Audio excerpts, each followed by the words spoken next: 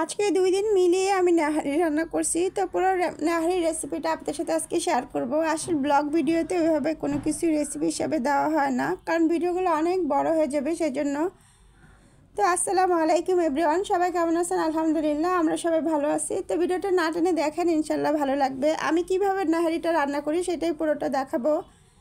এক এক বাসার কাজ, এক এক বাসার রান্নাবান্না সব কিছু আলাদা। তা আমরা কিভাবে নাহারিটা খাই সেটাই পুরো প্রসেসিংটা দেখাবো। এটা কোরবানি ঈদের তো অবশ্যই ছিল। তো এখানে আমি এটা ভালো করে একদম ক্লিন করে নিয়েছি।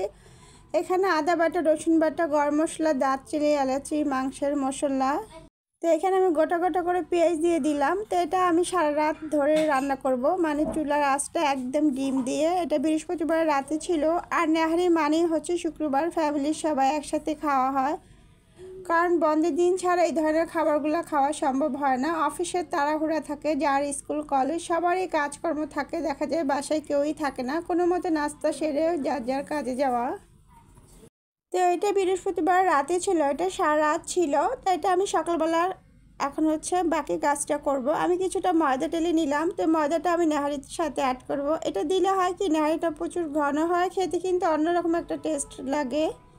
আর সাথে আমি কিছুটা তেঁতুল অ্যাড করে দিলাম, কারণ তেঁতুল দেওয়ার একটাই কারণ এগুলো খেলে প্রচুর ক্যালসিয়ামের সুবিধা হয়। হাত পায়ে যাদের ব্যথা থাকে তাদের জন্য সুবিধা, কিন্তু আজকাল মনে হয় শরীরে ক্যালসিয়ামের এত দরকারও হয় না, কারণ এগুলোতে প্রচুর তেল থাকে। তো এই জন্য আমাদেরও তেমন একটা খাওয়া হয় না। তো এখন আমি এটা দিয়ে দিলাম। আগে আমার ছোটো মামা ছিল, ছোটো মামা অনেক পছন্দ করতো। ছোটো মামা দেখা যেত রুটি ছাড়া ভাত দিয়েও খেত। তো ছোটো মামা এখন নাই, দেখা যায় মানুষ থাকে না, সব কাজ সবভাবেই হতেই থাকে। তারপরও কখনো কখনো তো মনে পড়ে, সবসময় তো মনে পড়ে। তো বিশেষ কিছু রান্না করতে গেলে তখন দেখা যায় আরও বেশি মনে পড়ে। তো মামা খুবই পছন্দ করতো। আর এখন আমাদের বাসায় খাওয়ার তেমন লোক না। এটা অবশ্যই কোরবানি ঈদ ছিল, আর কোরবানি যেত আমার আন্টি আমার মামারা একসাথে আমরা মিলিয়ে দিই, আমার বড় মামা। তো দেখা যায় পাটা এগুলো আর ভাগাভাগি করা হয় না, নিজেদের ভিতরে আর কিসের ভাগাভাগি। তো আমাদের বাসায় রান্নাটা করা হয়, করলে ওদেরকে দিয়েই আমরা খাই। আমরা দেখা যায় একবেলা খাওয়ার পরে আর খাই না, ওদেরকেই দিয়ে দিই। তো আমি এখানে সাথে আবার রুটি বানিয়ে নিলাম, কারণ রুটি ছাড়া তো এগুলো চলেই না। তো আমার এতটা গুণ নাই, চালের রুটি আমি ভালো করে বানাতে পারি না, হয়তো শক্ত হয়ে যাবে, না হলে 13 বেঁকা 14 বেঁকা হয়ে যায়।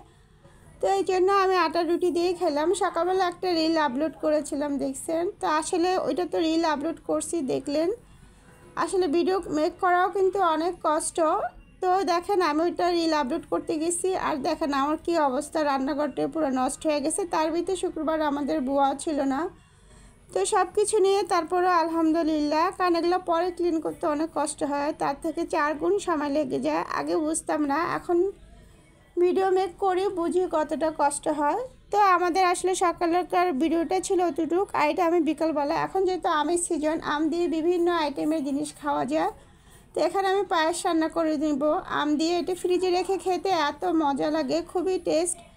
আবার সময়টাও অল্প লাগে, খুবই সহজে বাসায় বানিয়ে বানিয়ে খাবেন। বাচ্চারা দেখা যায় খেতে চায় না, তো বাচ্চাদেরকে বিভিন্ন আইটেমের করে বানিয়ে দিলে খেতে কিন্তু দারুণ লাগে। আমার পায়েসটাও খুবই দারুণ হয়েছে, দেখছিনি, খুবই ইজি। নর্মাল যেভাবে পায়েস রান্না করি ওরকমই সেম, যা শুধু আমি আমটুক মিশিয়েছি। তো বিকালবেলা সবাই মিলে এটা খাবো। তো আজকে আমার ভিডিওটা এ পর্যন্ত, ভালো লাগলে অবশ্যই পাশের সাথে থাকবেন। তো আবার নতুন কোনো ভিডিও নিয়ে আসবে, সে অবধি ভালো থাকবেন, সুস্থ থাকবেন, আমাদের জন্য দোয়া করবেন। আল্লাহ হাফেজ।